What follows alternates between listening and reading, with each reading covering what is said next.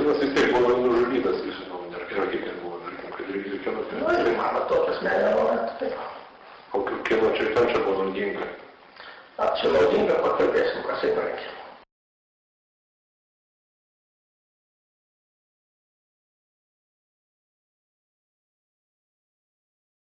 Kam buvo naudinga nužudyti Vytautą Pociūną. Tai va toks pagrindinis. Šiandien yra Diržiaus blefas, su juo aiškinkitės.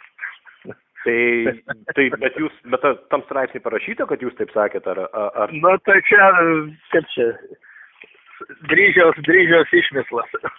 O tai jūs tada Dryžiaus nenorit ten kaip nors paduoti į teismą už Koks skirtumas? Yra tokia žurnalistų kategorija, kurie ką nori, tą įrašo. Tai jūs čia duosi ar neduosi? Tai jūs taip nesakėt, kad pasakysit po Seimo rinkimų. Savaime, kad ne. Tikrai nesakėt, ne? Ne. Ta prasme, tai jūs nesijaučiat dangstantis kažkokį nusikaltimą, nes tam pačiam straipsnį jūs minėjote, kad Vytautas Pociūnas buvo nužudytas. Tai tarkim, taip gaunasi, kad... Ar jūs to nesakėte? Visų pirma, kažką ten buvo nužudytas, nenužudytas, tai vienas dalykas. Aš žinot, ką tai padarė, tai yra kitas dalykas. Tai čia yra du skirtingi dalykai.